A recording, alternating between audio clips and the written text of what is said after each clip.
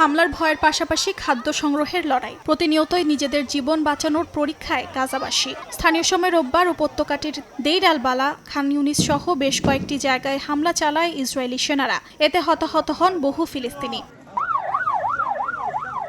Hamas, Islamic জিহাদ সহ কয়েকটি গোষ্ঠী এক যৌথ বিবৃতিতে অভিযোগ করে, ক্ষুধা, বোমা হামলা আর অবরোধের মাধ্যমে পরিকল্পিত গণহত্যা চালাচ্ছে ইসরায়েল। তাদের দাবি, যুক্তরাষ্ট্রের মদত এবং ইউরোপের নিরাপত্তায় চলা এই মানবিক বিপর্যয় যুদ্ধাপরাধের শামিল। তারা গাজার এমন পরিস্থিতির জন্য ইসরায়েলি প্রধানমন্ত্রী নেতানিয়াহুর পাশাপাশি দোষারোপ করে যুক্তরাষ্ট্রকেও।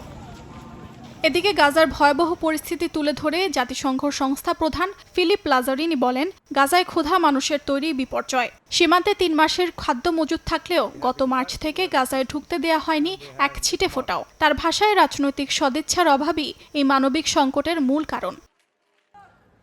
গাজার স্বাস্থ্যকর্মীরা বলেন, জ্বালানির অভাবে এরই মধ্যে বহু হাসপাতাল বন্ধ হয়ে গেছে।